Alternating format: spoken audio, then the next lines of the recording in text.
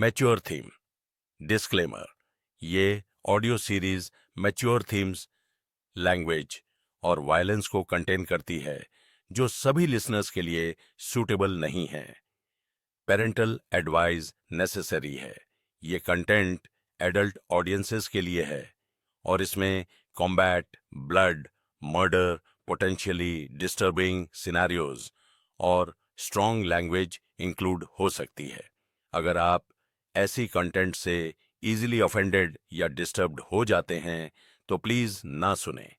ये audio series किसी भी प्लेटफॉर्म कंटेंट को कॉपी नहीं करती है। स्टोरी फैंटेसी बेस्ड है।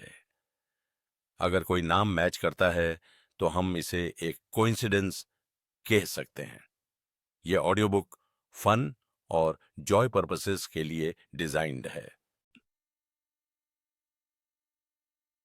मास्टर विपिन, जब तलवार और चाकू सेक्ट के लोगों ने इस कार्ड को देखा तो उन्होंने न केवल किसी को भेजा बल्कि हिट लिस्ट में शामिल लोगों के लिए इनाम के आधे हिस्से को भी आवंटित किया। कुल 200 मिलियन ओरिजिन कॉइन जो सभी इस कार्ड पर संग्रहीत हैं। अब से आइटम खरीदने के लिए बस कार्ड स्वाइप करें। विपिन हाउस के छोटे से आंगन में वेनम ने अपने सामने खड़े युवक को देखा। उसकी आंखें प्रशंसा से भरी हुई थीं। उसने सोचा था कि मास्टर गजोधर उसके बारे में चिंता भी नहीं करेंगे, लेकिन उसके आश्चर्य के लिए न केवल उन्होंने एक मास्टर को भेजा बल्कि उन्होंने इनाम भी बांटा। मान्यता और सम्मान की यह डिग्री कुछ ऐसी थी जिसे उसके टीचर एल्डर द्वारिका भी हासिल नहीं कर सकते थे। एल्डर द्वारिका पर कड़ी नजर रखना और जब तक कुछ अप्रत्याशित न हो जाए, लगातार नुकसान का सामना करने के बाद यह बहुत संभावना है कि वे मिताली को मेरे सामने खुलेआम सामना करने के लिए लाएंगे। विपिन ने कार्ड लेते हुए निर्देश दिया। हाँ। वेनम और सुन कियांग एक सुर में झुके।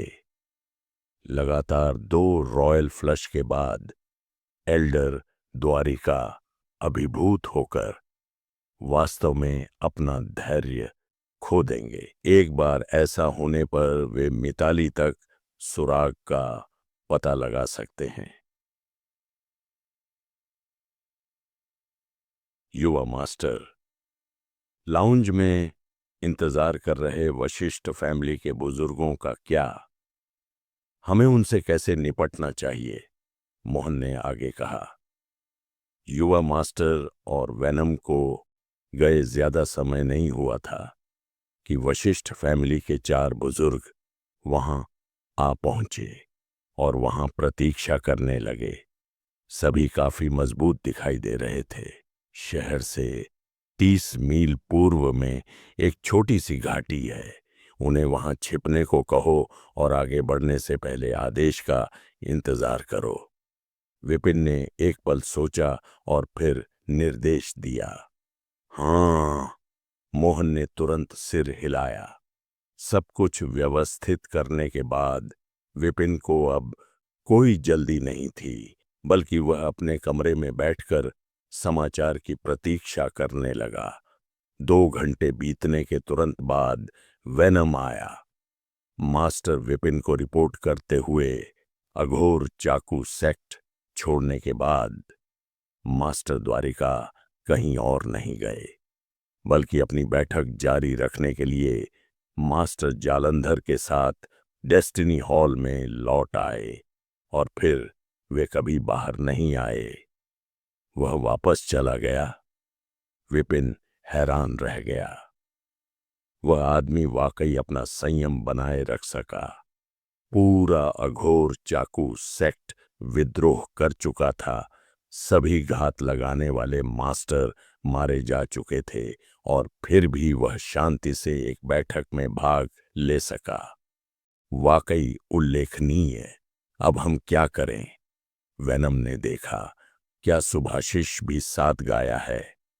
विपिन ने पूछा। नहीं, वह अभी भी अघोर चाकू सेक्ट में है और अपने स्टूडेंट्स को पूर्व कृपाण कला की शिक्षा दे रहा है, लेकिन इसका कोई खास असर नहीं हुआ। वेनम ने उत्तर दिया। चूंकि वह वहां है, तो हमें इस अवसर का लाभ उठाकर उसे देखना चाहिए। विपिन मुस्कुराया। तुम मेरे स्टूडेंट्स में से एक को पकड़ो और मैं तुम्हारे स्टूडेंट्स में से एक को पकड़ूंगा। देखते हैं कौन अधिक समय तक टिक सकता है। विपिन के घर से निकलकर वह तेजी से अघोर चाकू सेक्ट की ओर वापस उड़ गया। अपने शरीर को झटकते हुए उसने एक बार फिर एल्डर द्वारिका का भेष धारण किया और अंदर घुस गया। उस समय सुभाशिष सभी को ध्यान से देख रहा था। उसका चेहरा अधीर था। हाँ, इसी तरह अभ्यास करते रहो, चाहे वह सही हो या गलत। तुम लोग न्याय करने के योग्य नहीं हो। चूंकि टीचर तुमसे यह मांग करता है, इसलिए स्वाभाविक रूप से उसके अपने इरादे और योजनाएं होंगी। हाँ, सुभाशिष, विपिन ने पुकारा। सुभाशिष चौंका, जल्दी से आया, मुट्ठियां बांधकर झुका। उसकी आंखों में उलझन थी। टीचर, क्या आप हॉल मास्टर के साथ वापस नहीं जा रहे थे?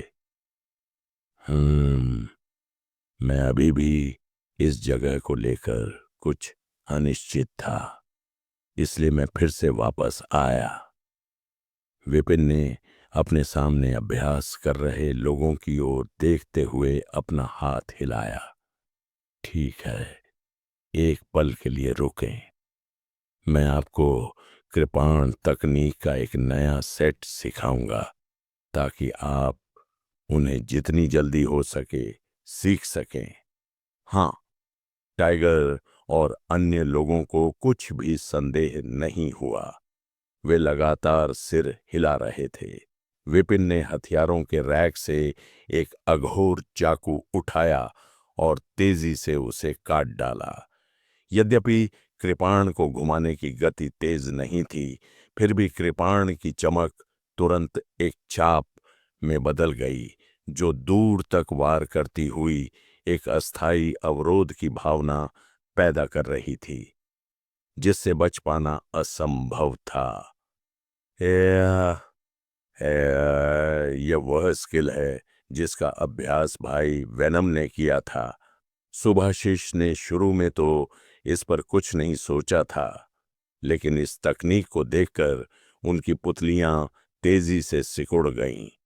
यह सेबर तकनीक वेनम के साथ पिछली लड़ाई के दौरान इसका सामना करने और इसकी अपार शक्ति को पहचानने के बाद विपिन द्वारा बनाई गई एक विशेष युद्ध तकनीक थी। अब टीचर इसे प्रदर्शित कर रहे हैं और इसे सार्वजनिक रूप से सिखा रहे हैं।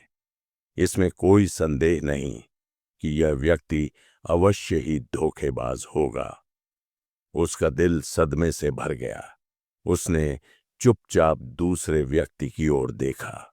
अघोर चाकू की शक्ल, सूरत और व्यवहार, यहां तक कि उनकी समझ भी टीचर जैसी ही थी। उनमें कोई दोष नजर नहीं आ रहा था। इसमें कोई आश्चर्य नहीं कि टाइगर और अन्य लोग इतने समर्पित थे।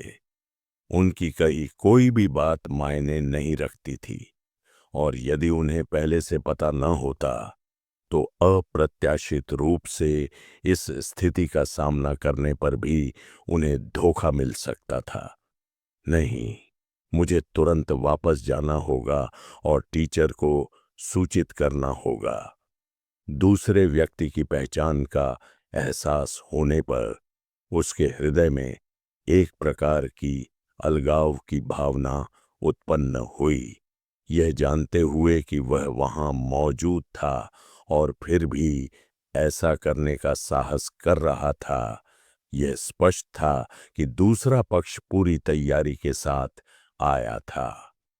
जाने के लिए क्या बहाना बनाया जाए, इस पर विचार करते समय उसने अपने सामने बैठे टीचर को अप्रसन्नता से देखते हुए सुना, सुभाशिष, हर कोई प्रैक्टिस कर रहा है, तुम क्यों नहीं कर रहे हो? मैं सुभाशिष ने अजीब तरह से अपना सिर खुजलाते हुए कहा, मैं तुरंत अभ्यास शुरू कर दूंगा।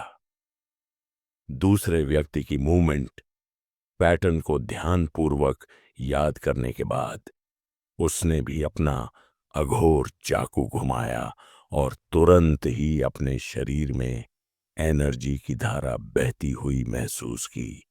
इससे पहले उन्होंने जो स्किल का अभ्यास किया था उसकी तुलना में यह न केवल अधिक सहज था बल्कि अधिक शक्तिशाली भी था। हम वह धीमे से गुनगुनाने से खुद को रोक नहीं सका। इसमें कोई आश्चर्य नहीं कि हर कोई अपने टीचर के स्किल की तुलना में इस व्यक्ति द्वारा सिखाए गए स्किल का अभ्यास करना पसंद करता था। वास्तव में ये स्किल कहीं अधिक कठिन थे, यहाँ तक कि उसे भी ऐसा महसूस हुआ कि अभ्यास करने के बाद उसे एक लत लग गई है जो उसे रोकने के लिए तैयार नहीं है। ठीक है, सभी गंभीरता से अभ्यास करते रहो। सुभाशिष, मेरे साथ आओ। सभी को फिर से अभ्यास करते हुए देखकर जो एल्डर द्वारिका से पूर्ण विराम का संकेत था, विपिन हल्के से मुस्कुराया। हाँ, सुभाशिष ने सिर हिलाया और अघोर चाकू सेक्ट से बाहर निकलते हुए उनके पीछे पीछे चल दिया। टीचर, मुझे बहुत खेद है। मुझे अभी याद आया कि कुछ चीजें हैं जो मैं नहीं लाया हूं। मैं अभी उसे लेने जाऊंगा और फिर आपसे मिलने आऊंगा। सड़क पर कुछ ही कदम चलने के बाद सुभाशिष ने अपने माथे पर थपकी दी और शर्मिंदा चेहरे से दूसरी ओर देखने लगा। कुछ लाने की जरूरत नहीं, बस मेरे साथ आओ। विपिन उसके इरादों को अच्छी तरह से जानता था। वह स्पष्ट रूप से भागने का अवसर ढूंढना चाहता था। वह थोड़ा मुस्कुराया और अपना हाथ घुमाकर सुभाशिष की ओर वार किया। टीचर, आप सुभाशिष को लगा कि उसने एक्टिंग ठीक से कर लिया है, लेकिन उसे उम्मीद नहीं थी कि दूसरा व्यक्ति सार्वजनिक रूप से ऐसा कदम उठाएगा जिससे वह डर कर पीछे हट गया। जैसे ही वह बचाव के लिए अपना अघोर चाकू खींचने वाला था, उसने देखा कि टीचर के हाथ ने पहले ही उसकी नब्ज पकड़ ली थी। कुछ दिन पहले उसने विपिन के साथ युद्ध किया था, जिसके पास केवल धर्म रूप क्षेत्र की साधना थी। अपनी पूरी ताकत से वह उसे आसानी से मार सकता था, लेकिन अब इससे पहले कि वह कुछ प्रतिक्रिया कर पाता, उसे पकड़ लिया गया। यह ताकत और गति, star river level to peak, वह इतनी जल्दी कैसे सुधर सकता था? तुरंत ही उसे दूसरे व्यक्ति की असली ताकत का एहसास हो गया। सुभाशिष विरोध करना चाहता था, लेकिन उसे लगा कि उसका पूरा शरीर सुन्न और अक्षम हो गया है।